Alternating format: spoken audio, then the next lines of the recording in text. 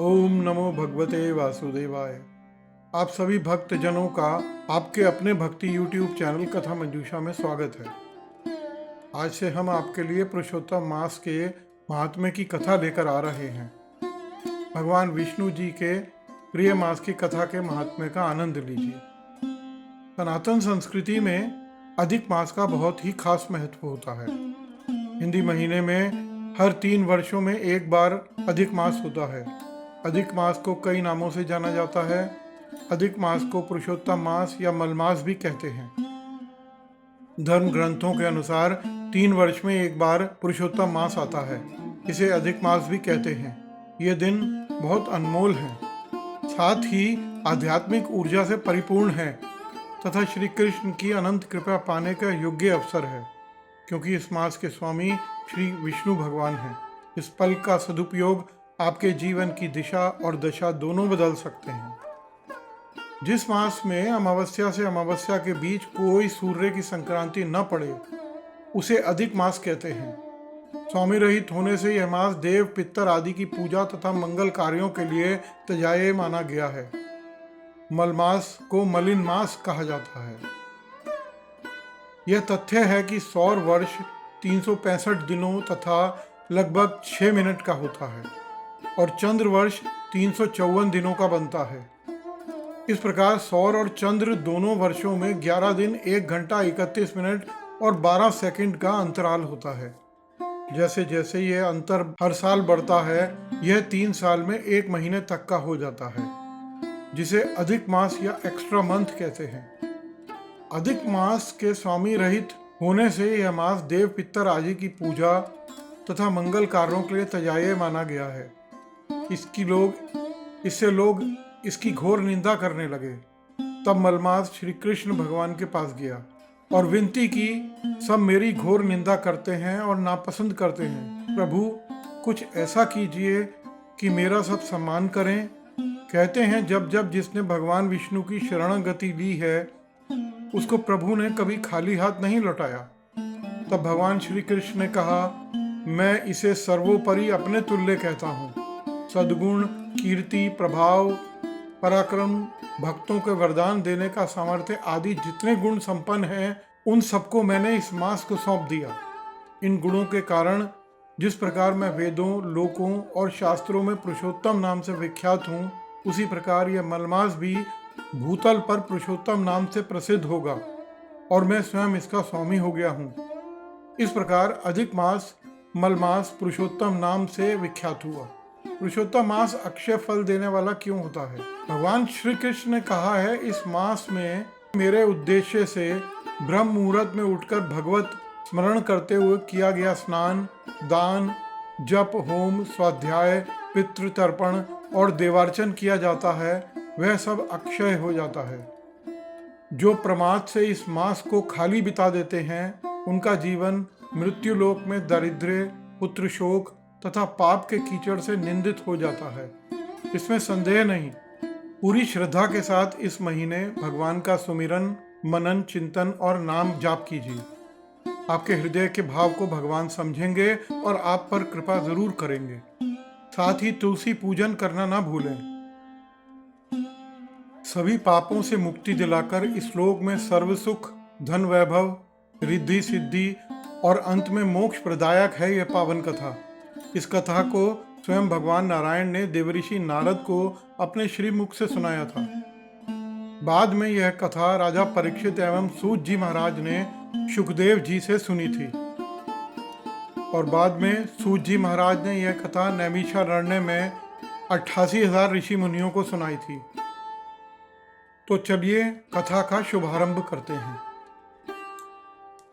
पुरुषोत्तम मास महात्म्य, अध्याय 1। एक समय बहुत बड़ा यज्ञ करने की इच्छा से परम पवित्र नैमिषारण्य तीर्थ में बहुत से मुनि आए। ये सब ऋषि अंगों के सहित वेदों को जानने वाले, ब्रह्मनिष्ठ, संसार की भलाई तथा परोपकार करने वाले, दूसरों के हित में सर्वदा तत्पर, श्रौत, सामर्थ, कर्म करने वाले ये सभी ऋषि अपने शिष्यों के साथ एकत्रित हुए। इधर तीर्थ की इच्छा से सूत जी अपने आश्रम से निकले और पृथ्वी का भ्रमण करते हुए उसी समय वो भी अपने शिष्यों के साथ नैमिषारण्य पधारे। उन्होंने अनंतर पेड़ के लाल छाल को धारण किया हुआ था। वह प्रसन्न मुख, शांत, परमार्थ, विशारद, समग्र आदि गुणों से युक्त, संपूर्ण आनंदों से परिपूर्ण, तुलसी की माला से सुशोभित, जटा के मुकुट से विभूषित, समस्त आपत्तियों से रक्षा करने वाले, अलौकिक चमत्कार को दिखाने वाले, भगवान के परम मंत्र को जपते हुए समस्त शास्त्रों के सार को जानने वाले, संपूर्ण प्राणियों के हित में संलग्न, जितेंद्रिय तथा क्रोध को जीतने वाले, जीवन मुक्त जगत गुरु श्री व्यास जी की तरह और उन्हीं की तरह निष्प्रह आदि गुणों से युक्त सूत जी महाराज शोभायमान हो रहे थे। उनको देखकर उस नैमिषारण्य में रहने वाले समस्त ऋषिगण उठ खड़े हुए।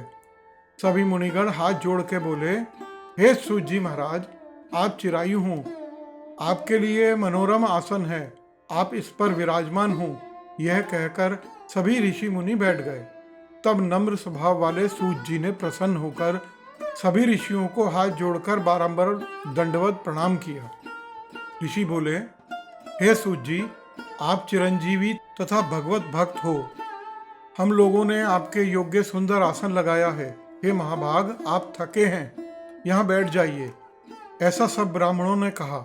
इस प्रकार बैठने के लिए कहकर जब सब तपस्वी तथा समस्त जनता बैठ गई, तब विनय पूर्वक तपोव्रत समस्त मुनियों से बैठने की अनुमति लेकर प्रसन्न होकर आसन पर सूत जी बैठ गए।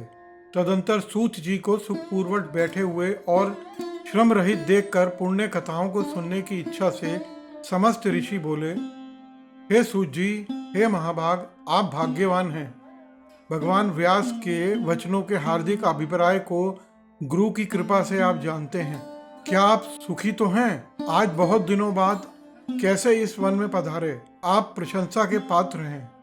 हे व्यास शिष्य शिरोमणि, आप पूज्य हैं। इस संसार में सुनने योग्य हजारों विषय हैं, परंतु उनमें श्रेयस्कर थोड़ा सा और सारभूत जो है वह हम लोगों से कहिए। हे महाभाग, संसार समुद्र में डूबते हुए को पार लगाने वाला तथा शुभ फल देने वाला आपके मन में निश्चय विषय जो भी हो वही हम लोगों से कहिए। अज्ञान रूप अंधकार से अंधे हुओं को ज्ञान रूप चक्षु देने वाले भगवान की लीला रूपी रस से युक्त परमानंद का कारण संसार रूपी लोगों को दुख दूर करने के लिए रसायन के समान जो कथा का सार है वह शीघ्र ही कहिए।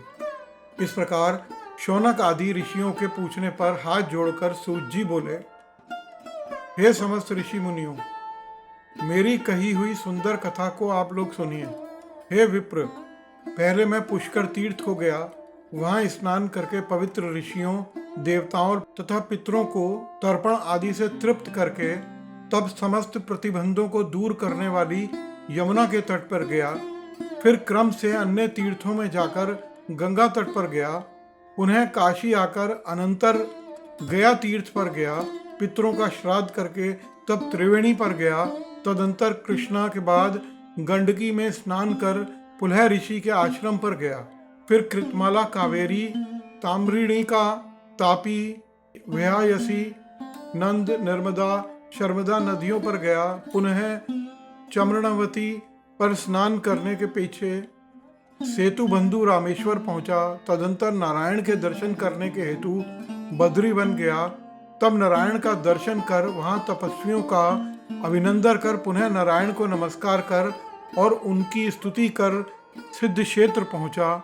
इस प्रकार बहुत क्षेत्रों में घूमता हुआ कुरुक्षेत्र जांगल देश में घूमता हुआ फिर हस्तिनापुर आया।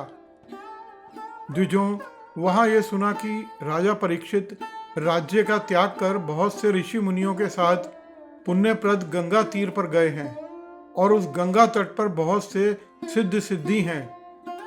हे द्विजों, इस समाज में कुछ पूछने की इच्छा से हम भी गए। वहां ब्रह्म स्वरूप भगवान महामुनि व्यास जी के पुत्र, बड़े तेज वाले प्रतापी श्री कृष्ण के चरण कमलों को मन में धारण किए हुए श्री सुखदेव जी आए। उन 16 वर्ष के योगीराज शंख की तरह कंठ वाले बड़े लंबे चिकने बालों से घिरे हुए मुख वाले, बड़ी पुष्ट कंधों की सिंधी वाले, चमकती हुई कांति वाले, अवधूत रूप वाले, ब्रह्म रूप वाले युवा से घिरे हुए महामुनि सुखदेव जी को देखकर सब मुनि प्रसन्नता पूर्वक हाथ जोड़कर सहसा खड़े हो गए। इस प्रकार महामुनियों के द्वारा सत्कृत भगवान सुखदेव जी को देखकर पश्चाताप करती हुई स्त्रियां और साथ के बालक जो उनको देख रहे थे दूर होकर खड़े हो गए और भगवान सुखदेव को प्रणाम करके अपने अपने घर के प्रति जाते रहे। इधर मुनि लोगों ने सुखदेव जी के लिए बड़ा ऊंचा और उत्तम आसन बिछाया। इस आसन पर बैठे भगवान सुखदेव जी को कमल की कर्णिका की जैसे पत्तियों पर रहती है उस प्रकार मुनि लोग उनको घेर कर बैठ गए।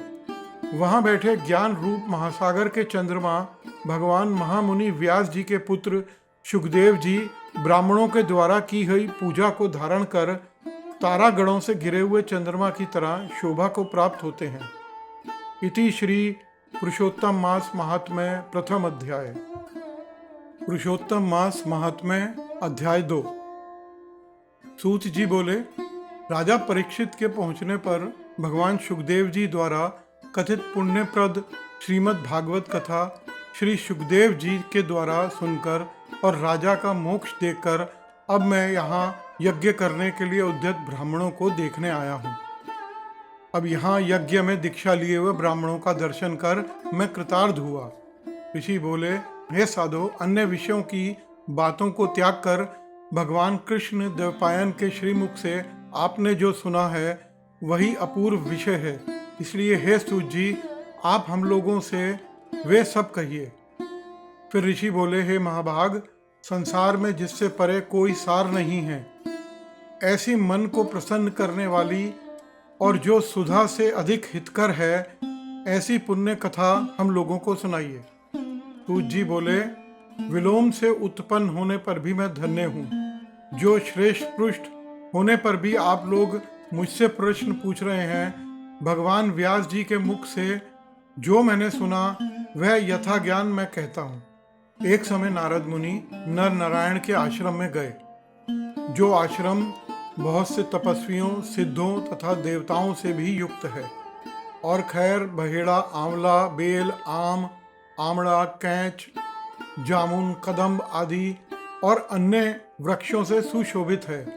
भगवान विष्णु के चरणों से निकली हुई पवित्र गंगा और अलकनंदा भी जहाँ बह रही हैं, ऐसे नर नारायण के स्थान में श्री नारद मुनि ने जाकर महामुनि नारायण को प्रणाम किया और परब्रह्म की चिंता में लगा हुआ मन, जिनका ऐसे जैतेंद्रिय काम, क्रोध आदि 6 शत्रुओं को जीते हुए जिनकी प्रभा अत्यंत निर्मल चमक रही है, ऐसे देवताओं के देव तपस्वी नारायण को साष्टांग दंडवत प्रणाम कर और हाथ जोड़कर नारद मुनि व्यापक प्रभु की स्तुति करने लगे।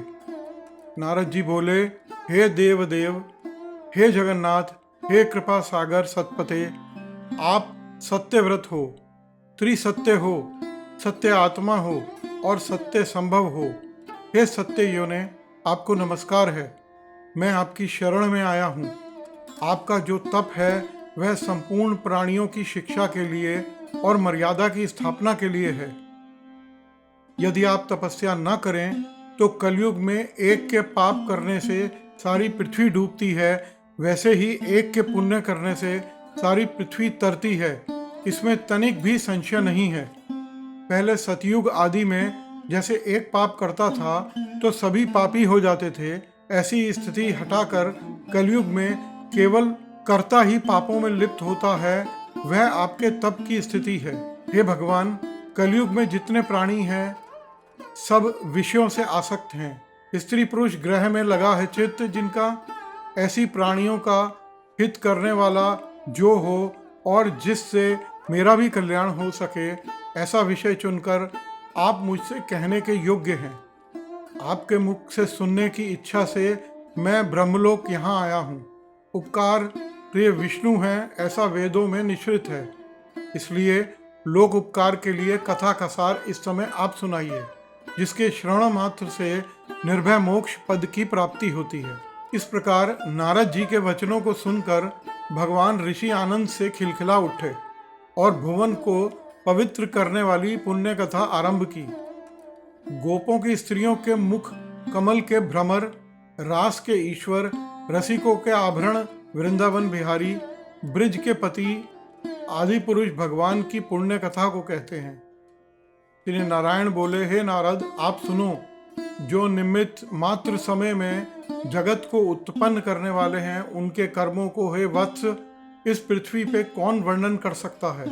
हे नारद मुनि, आप भी भगवान के चरित्र का सरस रास जानते हैं और आप ये भी जानते हैं कि भगवान चरित्रवाणी द्वारा नहीं कहा जा सकता। यद्यपि अद्भुत पुरुषोत्तम महात्म्य आदर से कहते हैं, यह पुरुषोत्तम महात्म्य दरिद्रता और वैधव्य का नाश करने वाला, यश का दाता, सत्पुत्र और मोक्ष को देने वाला है। अतः शीघ्र ही इसका प्रयोग करना चाहिए। नारद जी बोले, हे मुने, पुरुषोत्तम नामक कौन देवता है, उसका महात्म्य क्या है, यह अद्भुत सा प्रतीत होता है। अतः आप मुझे विस्तार पूर्वक कहिए। सूत जी बोले, श्री नारद जी का वचन सुनकर नारायण शरण मात्र पुरुषोत्तम में अपनी तरह मन लगाकर बोले। श्री नारायण बोले, पुरुषोत्तम, यह मास का जो नाम पड़ा है वह भी कारण से युक्त है। पुरुषोत्तम मास के स्वामी दया सागर पुरुषोत्तम ही हैं, इसलिए ऋषिगण उनको पुरुषोत्तम मास कहते हैं। पुरुषोत्तम मास के व्रत करने से भगवान पुरुषोत्तम प्रसन्न होते हैं। नारद जी बोले, चैत्र आदि मास जो हैं वह अपने अपने स्वामी देवताओं से युक्त है, ऐसा मैंने सुना है, परंतु उसके बीच में पुरुषोत्तम नाम का मास नहीं सुना है। पुरुषोत्तम मास कौन सा है और पुरुषोत्तम मास के स्वामी कृपा के निधि पुरुषोत्तम कैसे हुए? कृपा निधि, आप मुझे इस मास का स्वरूप विधान के सहित कहिए। हे प्रभु सतपते, इस मास में क्या करना है, कैसे स्नान करना है, क्या दान करना है, इस मास का जप, पूजा, उपवास आदि का क्या साधन है, कहिए। इस मास के विधान से कौन से देवता प्रसन्न होते हैं और क्या फल देते हैं। इसके अतिरिक्त आप जो कुछ भी तथ्य हो कृपया सब मुझसे कहिए। साधु दोनों के ऊपर कृपा करने वाले होते हैं, वे बिना पूछे कृपा करके सदुपदेश दिया करते हैं।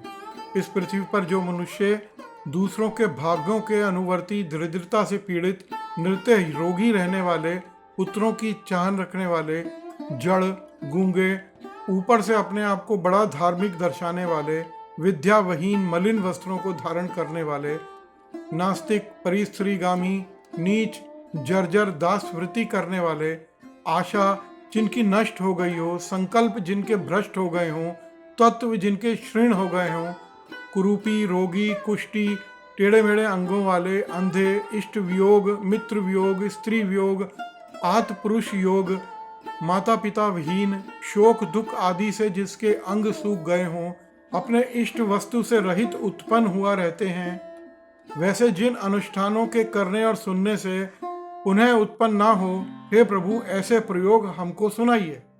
संसार की विचित्र दशा को देखकर दुखी हूँ। मानव स्वार्थ से भर गया है और कितने ही दुखों से घिरा हुआ है। महामारी, वैधव्य, वंध्यादोष, आंगहीनता, दुष्ट व्याधियां, राज्याक्षमादि जो दोष हैं, इन दोषों से दूषित मनुष्यों को देखकर हे जगन्नाथ मैं दुखी हूँ। अतः मेरे ऊपर दया करके हे ब्राह्मण मेरे मन को प्रसन्न करने वाले विषय को विस्तार से बताइए। हे प्रभु आप सर्वज्ञ हैं, समय से तत्वों के आयतन हैं। इसके बाद सूत जी कहते हैं, इस प्रकार नारद जी के परोपकारी मधुर वचनों को सुनकर देवादेव नारायण चंद्रमा की जगह शांत होकर महामुनि नारद जी से नए मेघों के समान गंभीर वचन में बोले। इति श्री पुरुषोत्तम महामात्य द्वितीय अध्याय। पुरुषोत्तम मास महात्म्य अध्याय 3। सूत जी के श्रीमुख से पवन कथा सुनते हुए ऋषि बोले, हे महाभाग, नर के मित्र नारायण नारद के प्रति जो शुभ वचन बोले वह आप विस्तार पूर्वक हमसे कहें। श्री सूत जी बोले, हे द्विज समतों, नारायण ने नारद के प्रति जो सुंदर वचन कहे वह जैसे मैंने सुने थे वैसे ही कहता हूँ, आप लोग भी सुनो। नारायण बोले, हे नारद, पहले महात्मा श्री कृष्णचंद्र ने राजा युधिष्ठिर से जो कहा था वह मैं कहता हूँ, सुनो। एक समय धार्मिक राजा अजातशत्रु युधिष्ठिर छल प्रिय धृतराष्ट्र के दुष्ट पुत्रों द्वारा द्रुत क्रीड़ा में हार गए। सबके देखते देखते अग्नि से उत्पन्न हुई धर्मपरायण द्रौपदी के बालों को दुष्ट दुशासन ने खींचा और खींचने के बाद उसके वस्त्र उतारने लगा। तब भगवान श्री कृष्ण ने उसकी रक्षा की। फिर पांडव राज्य को त्याग कर काम्य वन चले गए। वहां अत्यंत क्लेश से युक्त वे वन के फलों को खाकर जीवन बिताने लगे। जैसे जंगली हाथियों के शरीर में बाल रहते हैं, उसी प्रकार पांडवों के शरीर में बाल हो गए। इस प्रकार से दुखित पांडवों को देखने के लिए भगवान केतकी सूत श्री कृष्ण मुनियों के साथ काम्य वन में गए। भगवान को देखकर मृत शरीर में प्राण आ जाने की जगह युधिष्ठिर, भीमसेन, अर्जुन आदि प्रेम विह्वल होकर सहसा उठ खड़े हुए और बड़ी ही प्रीति से श्री कृष्ण से मिले और भगवान श्री कृष्ण के चरण कमलों में भक्ति से नमस्कार करने लगे। इसके बाद द्रौपदी धीरे धीरे आईं और आलस्य रहित होकर भगवान को शीश झुकाकर नमस्कार करने लगी। भगवान श्री कृष्ण ने उन दुखित पांडवों को मृग चर्म के वस्त्र पहने हुए देखा। पांडवों के समस्त शरीर पर धूल लगी हुई थी, रूखा शरीर था, चारों तरफ बाल बिखरे हुए थे। उसी प्रकार द्रौपदी को भी दुर्लभ शरीर वाली और दुखों से घिरी हुई देखा। इस प्रकार दुखी पांडवों को देखकर अत्यंत दुखी भक्त वत्सल भगवान धृतराष्ट्र के पुत्रों को जला देने की इच्छा से उन पर क्रोधित हुए। विश्व के आत्मा जो बाहों को चढ़ाकर घूर कर देखने से करोड़ों काल के कराल मुख की तरह मुख वाले, धधकती हुई प्रलय की अग्नि के समान उठे हुए होंठों को दांत के नीचे दबाकर तीनों लोगों को जला देने की तरह लगने लगे थे।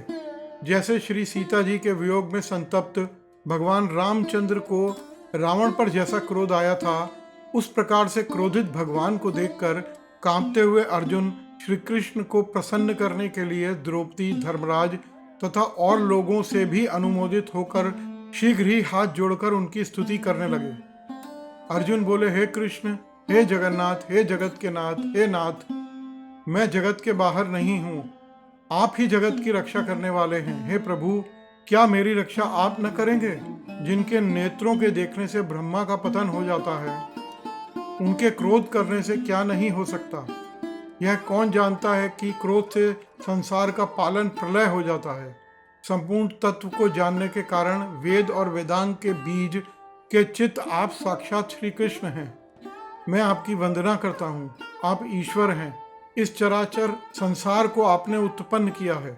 सर्व मंगल के मंगल हैं और सनातन के बीज रूप हैं। इसलिए एक जने के अपराध से आपके बनाए समस्त विश्व का आप नाश कैसे करेंगे?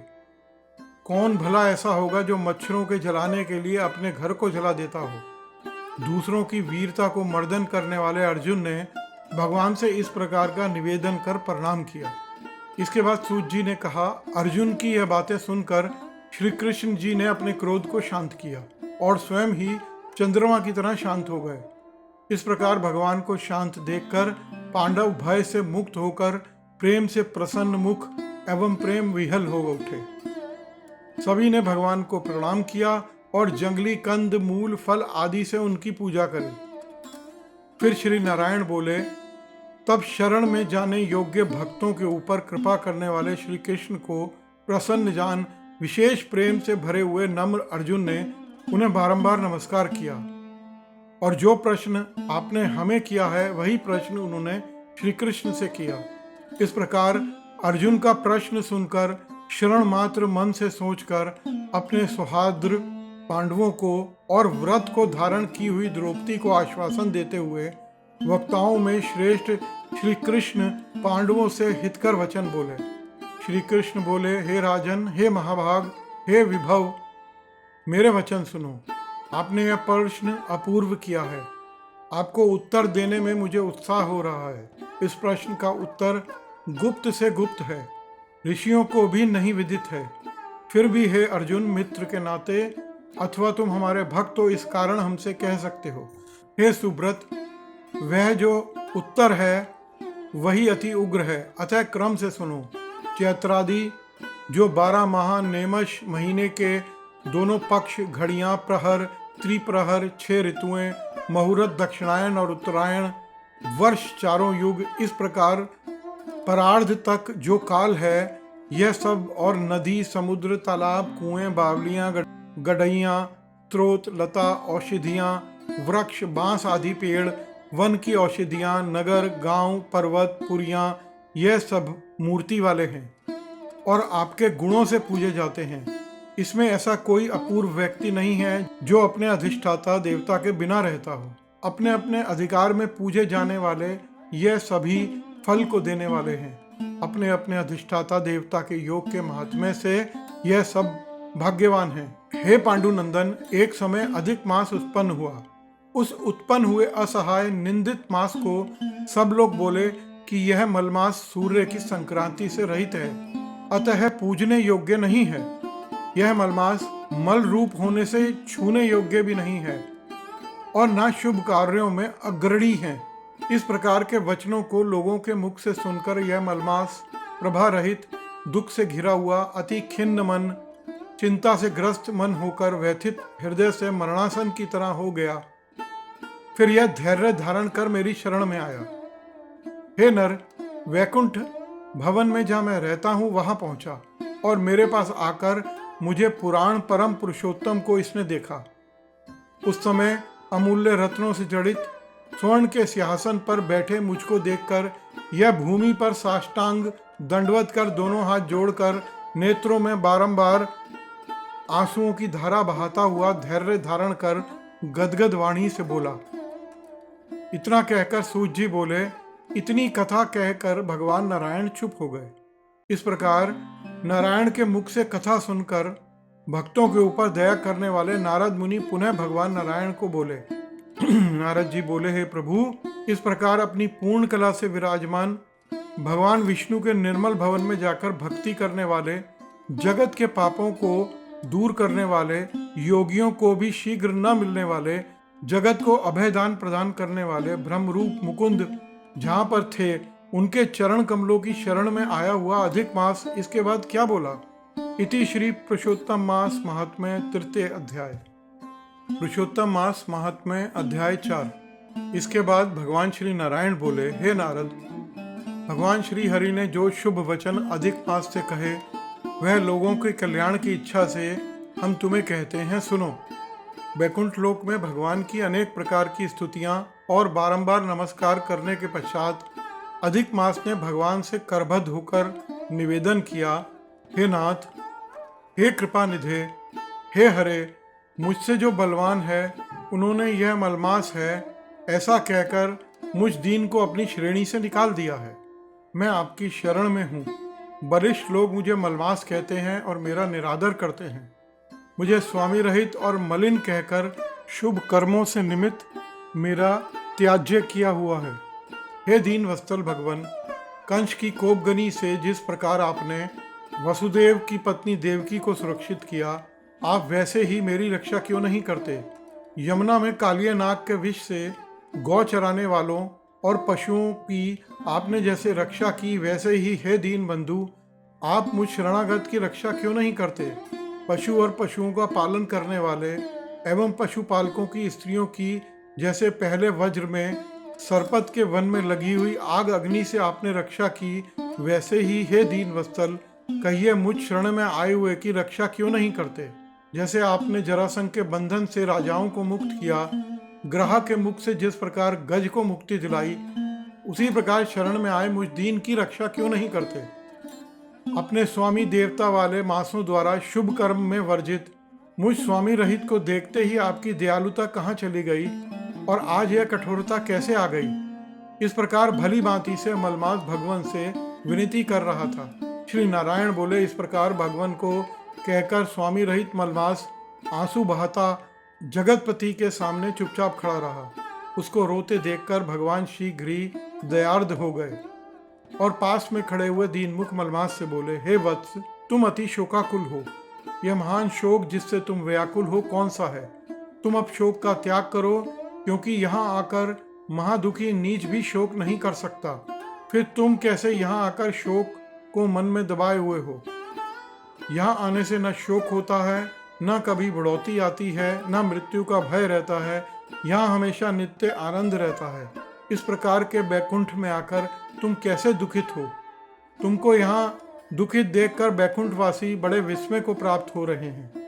हे वत्स, तुम कहो, इस समय तुम मरने की इच्छा क्यों कर रहे हो? श्री नारायण बोले, इस प्रकार भगवान के वाक्यों को सुनकर बोझा लिया हुआ आदमी जैसा बोझा रखकर श्वास पर श्वास लेता है, उसी प्रकार श्वासोच्छ्वास लेकर अधिमास मधुसूदन से बोला। अधिमास बोला, हे भगवान, आप सर्वव्यापी हैं, आपसे अज्ञात कुछ नहीं है। आकाश की तरह आप विश्व में व्याप्त होकर बैठे हैं। आप चर अचर सब में व्याप्त हैं। आप सर्वसाक्षी विश्व दृष्टा हो तथा निरंजन निराकार रूप में सब प्राणी आप में निवास करते हैं। हे जगन्नाथ, आपके बिना कुछ भी नहीं है। क्या आप मुझ अभागे के कष्ट को नहीं जानते हैं? तथापि हे नाथ, मैं अपनी विहता को कहता हूँ। जिस प्रकार मैं दुखजाल से घिरा हुआ हूँ, वैसे दुखित को न ही कहीं देखा है न कहीं सुना है। क्षण, निमेष, मुहूर्त, पक्ष, मास, दिन और रात सब अपने अपने स्वामियों के अधिकारों से सर्वदा बिना भय के प्रसन्न रहते हैं। मेरा ना कुछ नाम है, ना मेरा कोई अधिपति है और ना कोई मुझको आश्रय है। अतः श्रणाधिक समस्त स्वामियों वाले देवों ने शुभ कार्य से मेरा निरादर किया है। यह मलमास सर्वदा त्याज्य है, अंधा है, गर्त में गिरने वाला है, ऐसा सब कहते हैं। इसी के कारण मैं मरने की इच्छा रखता हूँ, अब जीने की इच्छा नहीं है। ऐसे जीवन से तो मरना ही उत्तम है। जो सदा जला रहता है वह किस तरह सो सकता है? हे महाराज, इससे अधिक मुझको कुछ नहीं कहना। वेदों में आपकी इस तरह की प्रसिद्धि है कि पुरुषोत्तम आपके परोपकार प्रिय हैं और आपके दुख को सहन नहीं कर सकते। अब आप अपना धर्म छोड़कर जैसी इच्छा हो वैसा करें। आप प्रभु और महान हैं। आपके सामने मुझ जैसे पामर को घड़ी घड़ी कुछ कहते रहना उचित नहीं है। मैं मरूंगा, मैं मरूंगा, मैं अब नहीं जीऊंगा, ऐसा पुनः पुनः कहकर वह अधिमास, हे ब्रह्मा के पुत्र, चुप हो गया और एकाएक श्री विष्णु के निकट गिर गया। तब इस प्रकार गिरते हुए मलमास को देखकर भगवान की सभा के लोग बड़े विस्मय को प्राप्त हुए। श्री नारायण बोले, इस प्रकार कहकर चुप हुए अधिमास के प्रति बहुत कृपाभार से अवसन्न हुए श्री कृष्ण मेघ के समान गंभीर वाणी से चंद्रमा की किरणों की तरह उसे शांत करते हुए बोले। सूत जी बोले, हे विप्रो, वेद रूप ऋषि के आश्रित नारायण का पापों के समूह रूप समुद्र को शोषण करने वाला बड़वा नल अग्नि के समान वचन सुनकर प्रसन्न हुए नारद मुनि पुनः आदि पुरुष के वचनों को सुनने की इच्छा से बोले। इति श्री पुरुषोत्तम महात्म्य चतुर्थ अध्याय। पुरुषोत्तम मास महात्म्य अध्याय 5। देवर्षि नारद जी ने भगवान श्री नारायण से पूछा, हे महाभाग, चरणों में पड़े अधिक मास को भगवान श्री हरि ने क्या उत्तर दिया और उससे क्या कहा था? वह संपूर्ण वृतांत कृपा करके मुझसे विस्तार पूर्वक कहिए। श्री नारायण बोले, हे पाप रहित, हे नारद, जो हरि ने मलमास के प्रति कहा वह हम कहते हैं। सुनो हे मुनि श्रेष्ठ, आप जो सत्य कथा हमसे पूछते हैं, आप धन्य हैं। श्री कृष्ण बोले, हे अर्जुन, बैकुंठ का वृतांत हम तुम्हारे सम्मुख रखते हैं, सुनो। मलमास के मूर्छित हो जाने पर हरि के नेत्र से संकेत पाए गरुड़ मूर्छित मलमास को पंखे से हवा करने लगे। हवा लगने पर मलमास उठकर फिर स्वामी से बोला कि इस प्रकार का जीवन मैं नहीं चाहता। मैं तो आपकी शरण में आया हूँ, मुझे त्यागिए नहीं। हे जगत को प्रसन्न करने वाले, हे विष्णु, हे जगतपते, मेरी रक्षा करो, मेरी रक्षा करो। हे नाथ, मुझ शरण में आए हुए की आप कैसे उपेक्षा कर रहे हैं? इस प्रकार कहकर कांपते हुए, घड़ी घड़ी विलाप करते हुए अधिक मास बैकुंठ में रहने वाले ऋषिकेश हरि से बोले। अधिक मास की यह सब बातें सुनकर भगवान ऋषिकेश बोले, हे पुत्र, उठो, तुम्हारा कल्याण हो। हे वत्स, विषाद न करो। ऐसा कहकर प्रभु मन में सोचकर क्षण भर में उपाय निश्चित कर पुनः अधिक मास से बोले। श्री विष्णु बोले, हे वत्स, योगियों को भी जो दुर्लभ गोलोक है वहाँ मेरे साथ चलो, जहाँ भगवान श्री कृष्ण पुरुषोत्तम ईश्वर रहते हैं। शरद पूर्णिमा के चंद्रमा की समान अति सुंदर मुख वाले, करोड़ों कामदेव के लावण्य की मनोरम लीला के धाम, पीतांबर धारण किए हुए, माला पहने, वनमाला से विभूषित, उत्तम रत्न धारण किए हुए, प्रेम के भूषण, भक्तों पर दया करने वाले, चंदर चर्चित सर्वांग कस्तूरी केसर से युक्त, वक्षस्थल में श्रीवत्स चिन्ह से शोभित, कौस्तुक मणि से विराजित, श्रेष्ठ से श्रेष्ठ रत्नों के सार से रचित क्रीट वाले, कुंडलों से प्रकाशमान, रत्नों के सिंहासनों पर बैठे पार्षदों से घिरे हुए जो हैं, वही पुराण पुरुषोत्तम परम ब्रह्म हैं। वह सर्वत्र स्वतंत्र हैं, ब्रह्मांड के बीज, सबके आधार, परे से भी परे, निष्प्रह, निर्विकार, परिपूर्णतम प्रभु, माया से परे, सर्वशक्ति संपन्न, गुण रहित, नृत्य शरीरी, ऐसे प्रभु जिस गोलोक में रहते हैं वहाँ हम दोनों चलते हैं। वहाँ श्री कृष्ण चंद्र तुम्हारा दुख दूर करेंगे। श्री नारायण बोले। ऐसा कहकर अधिक मास का हाथ पकड़कर हरि गोलोक को गए। हे मुने, जहाँ पहले ही प्रलय के समय में अज्ञान रूप महाअंधकार को दूर करने वाले, ज्ञान रूप मार्ग को दिखाने वाले केवल ज्योति स्वरूप थे, जो ज्योति करोड़ों सूर्य के समान प्रभा वाली, नृत्य असंख्य और विश्व के कारण थी, तथा उन स्वेच्छामय विभू की ही वह अतिरेक की चरम सीमा को प्राप्त थी, जिस ज्योति के अंदर ही मनोहर 3 लोक विराजित हैं। हे मुने, उसके ऊपर अविनाशी ब्रह्म की तरह गोलोक विराजित है। 3 करोड़ योजन का चौतरफा जिसका विस्तार है और मंडलाकार जिसकी आकृति है, लहलाता हुआ साक्षात मूर्तिमान तेज का स्वरूप है, जिसकी भूमि रत्नमय है। योगी जन इसे स्वप्न में भी नहीं देख पाते, केवल वैष्णव जन ही पहुंच पाते हैं। ईश्वर ने योग द्वारा जिसे धारण किया जाता है, ऐसा उत्तम लोक अंतरिक्ष में स्थित है। आदि व्याधि, बुढ़ापा, मृत्यु, शोक, भय आदि से रहित है। श्रेष्ठ रत्नों से भूषित, असंख्य मनकों से शोभित है। उस गोलोक के नीचे 50 करोड़ योजन के विस्तार के भीतर दाहिने बैकुंठ और बाएं उसी के समान मनोहर शिवलोक स्थित है। बड़े भाग्यवान शिव के गण जहाँ निवास करते हैं। शिवलोक में रहने वाले सब लोग सर्वांग भस्म धारण किए हुए, नाक का यज्ञोपवीत पहने हुए, अर्धचंद्र जिनके मस्तक पर शोभित है, त्रिशूल और पट्टिशधारी, सब गंगा को धारण किए हुए वीर हैं और सबके सब शंकर के समान जयशाली हैं। गोलोक के अंदर अति सुंदर एक ज्योति है। वह ज्योति परम आनंद को देने वाली है और परमानंद का कारण है। योगी लोग बराबर योग द्वारा ज्ञान चक्षु से आनंद जनक, निराकार और पर से भी पर उसी ज्योति का ध्यान करते हैं। उस ज्योति के अंदर अत्यंत सुंदर एक रूप है, जो नील कमल के पत्तों के समान श्याम, लाल कमल के समान नेत्र वाले, करोड़ों शरद पूर्णिमा के चंद्र के समान शोभायमान मुख वाले, करोड़ों कामदेव के समान सौंदर्य की लीला का सुंदर धाम, 2 भुजा वाले, मुरली हाथ में लिए, मंद हाथ से युक्त, पीतांबर धारण किए, श्रीवस्त्र चिन्ह से शोभित, वक्षस्थल वाले, कौस्तुभ मणि से सुशोभित, करोड़ों उत्तम रत्नों से जड़ित, चमचमाते किरीट और कुंडलों को धारण किए, रत्न के सिंहासन पर विराजमान, वनमाला से सुशोभित, वही श्री कृष्ण नाम वाले पूर्ण परब्रह्म हैं।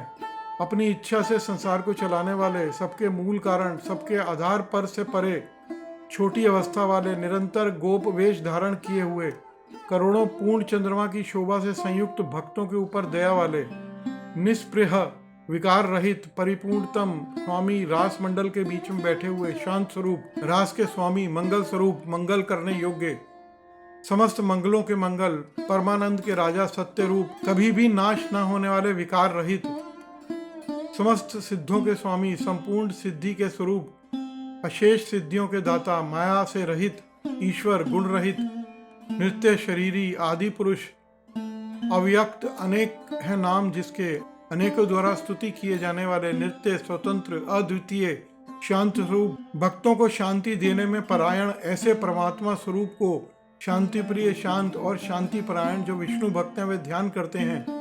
इस प्रकार के स्वरूप वाले भगवान कहे जाने वाले वही एक आनंद कंद श्री कृष्ण हैं। ऐसा कहकर सत्व स्वरूप भगवान विष्णु अधिक मास को लेकर शीघ्र ही पर ब्रह्म युक्त गोलोक में पहुंचे। सूत जी बोले। ऐसा कहकर सत्क्रिया को धारण किए हुए नारायण मुनि के चुप हो जाने पर आनंद सागर पुरुषोत्तम से विविध प्रकार की नए कथाओं को सुनने की इच्छा करने वाले नारद मुनि उत्कंठा पूर्वक बोले। इति श्री पुरुषोत्तम महात्म्य पंचम अध्याय।